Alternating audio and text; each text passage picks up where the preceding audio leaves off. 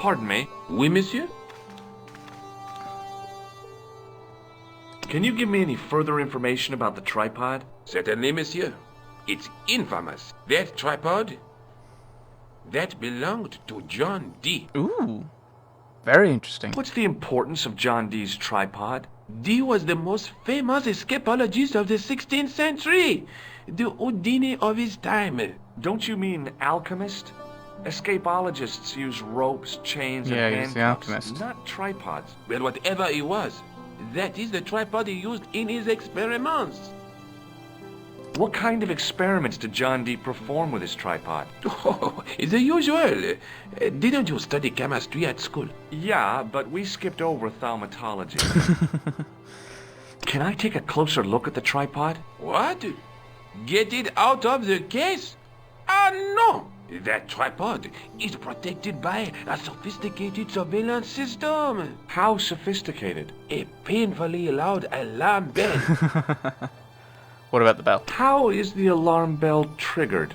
By the slightest pressure on or movement of any part of the case wherein that tripod is situated. It strikes me that to call your alarm system sophisticated is, well, stretching the truth a little. It has never failed yet. The sophistication is in its simplicity. Templars. Do you know anything about the Knights of the Temple? No, sir. Not a sausage. The sign on the tripod says it was found at a Templar preceptory. It does? Yeah. It doesn't mention John Dee at all. Most remiss. You don't know anything about the tripod, do you? No, I don't. I never had much of a start in life, you see. I owe what little education I gained to my uncle. He was an optician, but he also doubled as the village school teacher. He taught me the alphabet. Wait, 19 letters of it. The bottom row of the chart was too small even for him to read, so he left them out. Why don't you start over and enroll for adult education? You know, I never thought of that. Do you think if I studied art and did all my homework, I could be a professor of history? At your age? Dream on. Oh, that's harsh. Don't crush his dreams like that. Do you know anything about medieval manuscripts? Not me, monsieur. I am no scholar, though people often mistake me for one. It is the uniform, I guess. They see the clothes. They are impressed. And they ask you to park their cars? They ask me to park the... No. They assume I am an authority on the exhibits in my care. Whereas you know next to nothing about history. Of course not. All I am saying is, I am no scholar, not like Monsieur Lobineau. Is he here? Oh. I found this gem at a medieval site in Ireland. That means nothing to me, monsieur. How did you manage to get this job? I had the right qualifications, a military manner, squeaky issues, and an irrational hatred of children. All right. Thanks for your help. How do I meet Monsieur Lobineau then? I assume I can't interact with this. Oh, I can. Just hasn't done anything.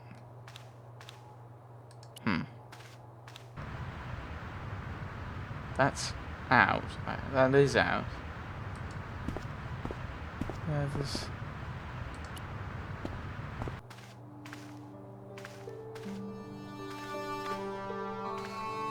If I try interacting with these other things, first. Oh, he's closing it.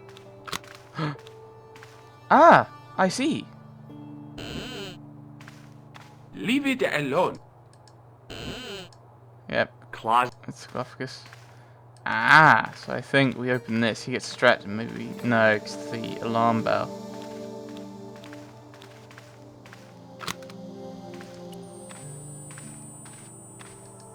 No, I've done that wrong. No, monsieur.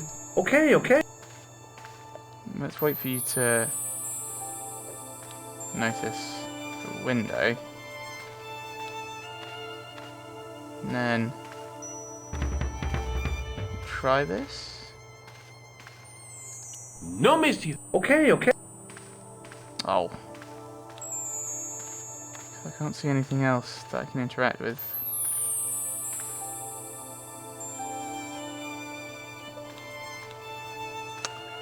Unless I meant to do something with these.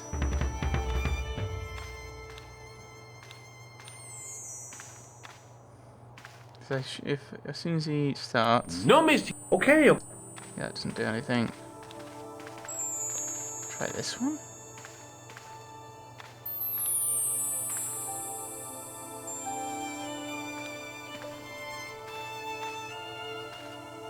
Hmm.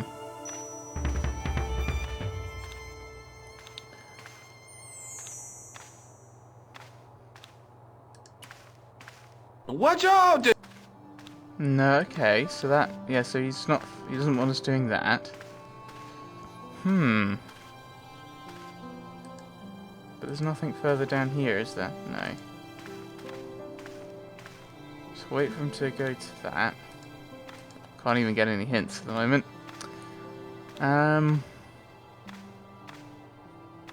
Wait for him to...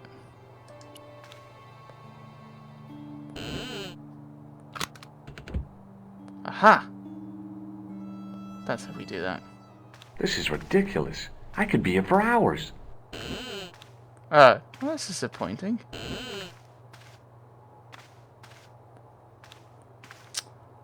So clearly I can't do any of these interactions then. Right. So we're just looking for Monsieur Lobineau. But there's nowhere to go to find him. Oh, stupid, he's not going to be here. I'll go to the police.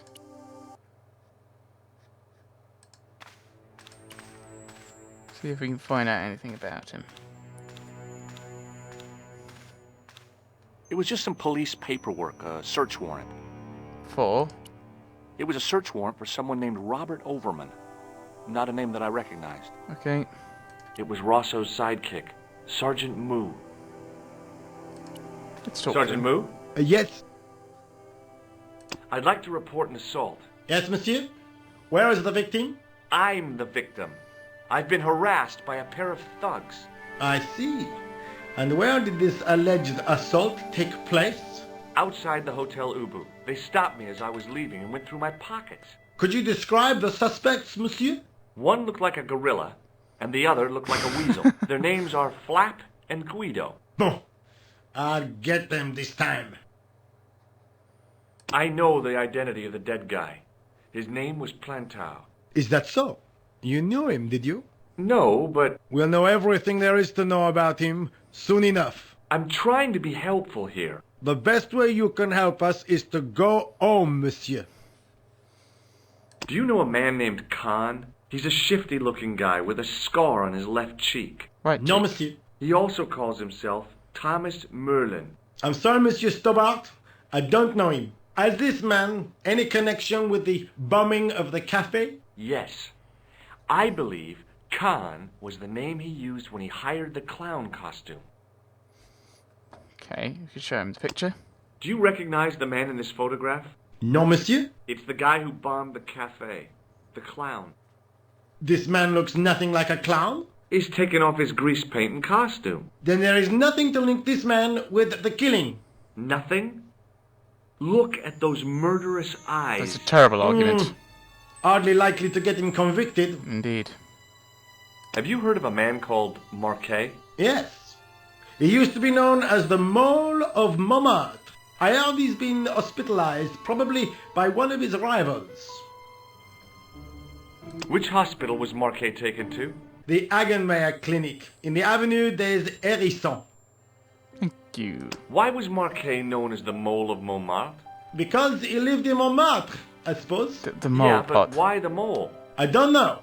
Maybe he ruined people's lives. Okay. See you later, Sergeant. Oh, we'll go to l'hôpital. 10 o'clock. There was no sign of the crew of the ambulance. Let's steal it. Maybe later. The guy seemed to be practicing his air of authority. Today, he was working on his withering stare. Let's talk to him then. What could possibly go wrong? Hi, my name's George Stobart. Really? If you wish to make an appointment, see the receptionist. Okay. I'm looking for a guy named Jacques Marquet. In which department does he work? He doesn't. He's a patient. I see. You do realize there are strict policies regarding visiting hours, don't you? This is important. I have to talk to Marquet urgently. We make no exceptions to the rules. It's a matter of life and death. The well-oiled running of this hospital is a matter of life and death. That's why we have rules. Indeed. Well, Thanks for your help. talk to the receptionist, I think. The woman managed to look overworked and hassled, though she didn't appear to be doing anything. We'll talk to her. Excuse me, Yes, sir? is this the Hagenmeyer Clinic? That's correct. I thought I was in a garden center. Oh, the plans. They were my idea. A little greenery to evoke the spirit of nature. How may I help you? Okay. I'm here to see Jacques Marquet. Oh, yes. Are you related to our client, sir? Yes. Yeah, I'm his, long-lost brother. A brother half his age with a different name and an American accent. Yeah, people always say that. I blame Mom. We were separated at an early age, after a mix-up in the nursery at the Oakland shopping mall. I've never heard anything so ridiculous in all my life. I guess not. So, do I get to see Marquet before the funeral? That attitude will get you nowhere. My instructions were quite clear. No one gets to see Marquet. So unless you can prove you're a relative or a close acquaintance, you're wasting your time here. Has Marquet been visited by a man in a clown costume? Oh, no. You haven't seen a man in disguise? Well, there's Theodore the Bear. He comes every Thursday to entertain the children. Personally, I think he scares them half to death in that crummy old bear suit. If I was stuck on my back with tubes in every orifice, he's the last person I'd want to see. What about this man? Have you seen this man here at the clinic? No, sir. And I never forget a face. Has Marquet had a visit from a pair of gangsters? I should hope not. Can you describe them? A thin guy who looks like a weasel and his friend, the gorilla. Sounds as if they escaped from the zoo. Thanks for your help, ma'am. You're welcome.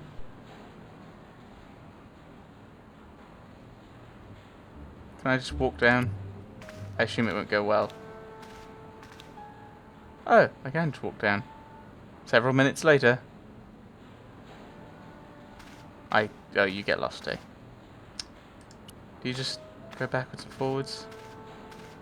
No, this way. I said this way. Oh, okay. It is just several minutes later. Here and we're lost. Okay. We need to find something that connects us. Let's have a look in the ambulance then. I felt a little guilty as I tried the door, like I was about to rob a grave. I gripped the handle with an involuntary tremble in my hand and pulled. The door was locked. That's stupid. People grumble. It looks like... There was no sign of the crew of the ambulance. Yes, I know. Can't find my way to the ward. Yes, so I need to get... We'll talk to this fellow again. He might be able to give us some more information. Excuse me, sir. I think I ought to warn you that Marquet is not what he seems.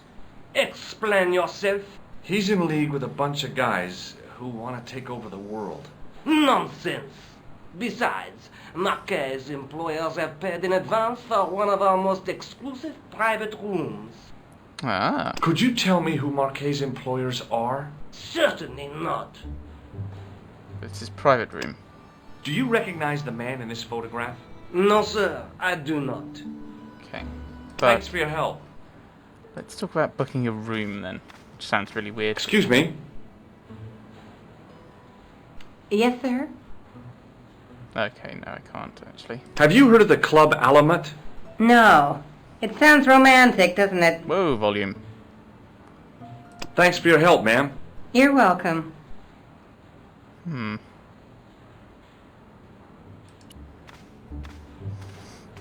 Excuse me, sir. Have you ever heard of the Club Alamat? No, sir, I have not. Oh, I was hoping that would work. Just let Thanks me for your go. help. Actually, it's suddenly really interesting. So we know it's one of the more exclusive rooms. I assume that doesn't give us actually any workable information. I assume we need to know exactly which room we're after.